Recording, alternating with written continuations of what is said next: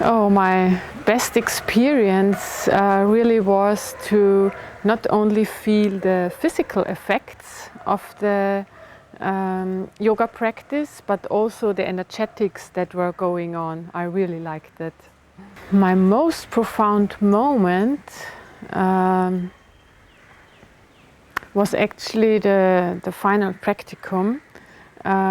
When after 1 month of working together in different settings of collaboration and training, I got to know how a new approach of learning combined with very old traditional yogic sciences and the profound way of the new humanities school, all these three in sum get to one big inspirative new kind of how the world can be now and tomorrow.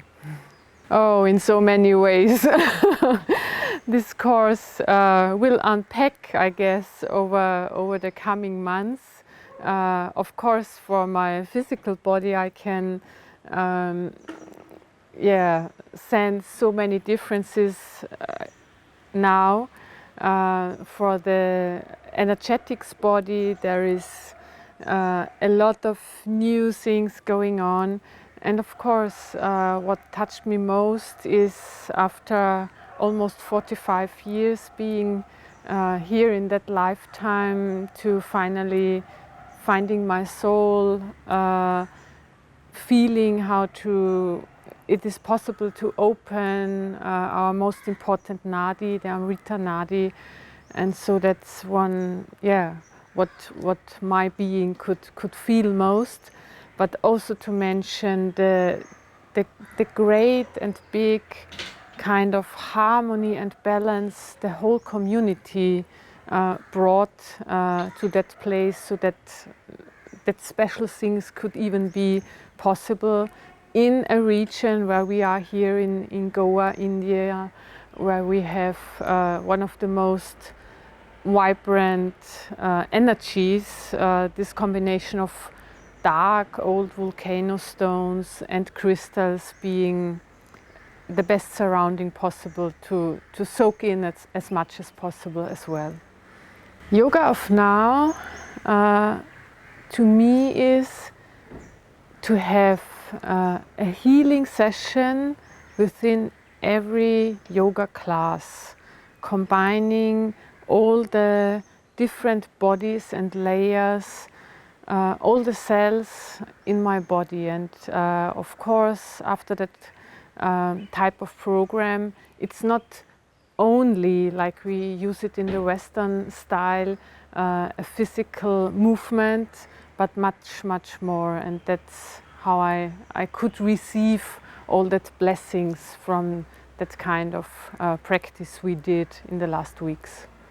When I came here, I thought that the asanas are the most important things to do. But as you ask it now, all kind of energetic breath work, which is cleansing, purifying, rejuvenating all our cells, is combined with the meditation part, as I feel it now, the most important thing to move on and to raise your level of consciousness.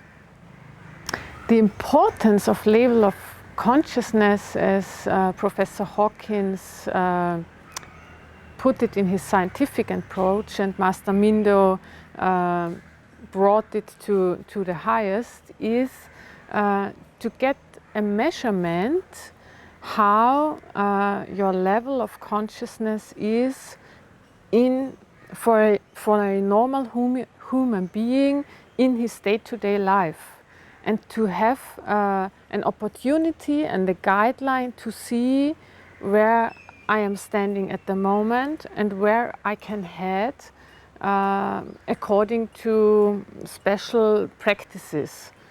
So it's the first possible, say, measurement in the world to see where am I standing now and what approaches do I have to take to get somewhere, not only somewhere, but to get to your highest self, and that's really very valuable because measuring in a scientific way is possible, and we are not talking about any kind of esoterics here, but scientific approach.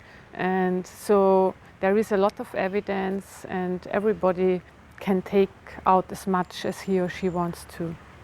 The importance of a healthy and vibrant nervous system is the value can't be measured in that way, because you know we have so many neuron pathways, we have so many cells, and if you only think of the fact that when a baby, a fetus, is in the womb of mom, and only in the 5th week per minute 150,000 cells grow up to a certain extent. Then when the baby is given birth, all these cells come together and put habits with these neuron cells. And if you are 30 or 40 years old and you get to know a new approach, and then you can see, due to certain circumstances in the society I was grown up, these cells were shaped and synapsed together in some kind of match.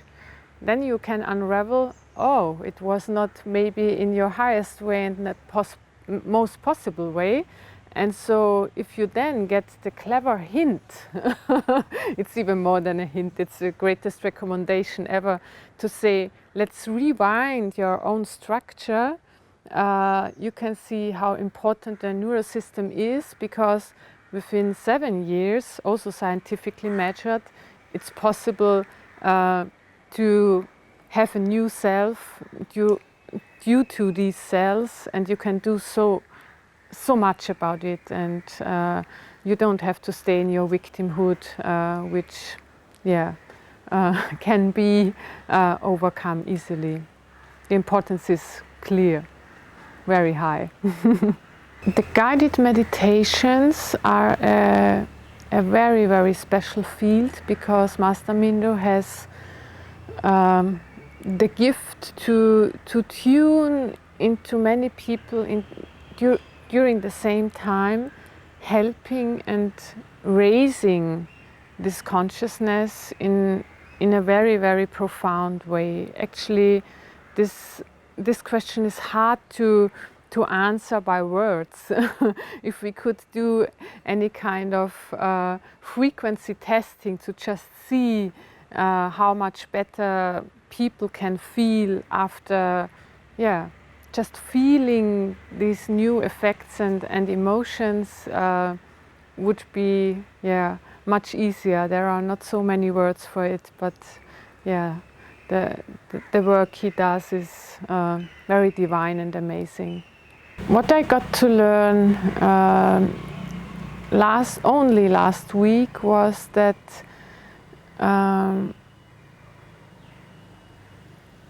the satsangs, these meetings in truth, are really inner eye openers, and it always feels, no matter how many people come, that our teacher is speaking about a certain topic directly to us.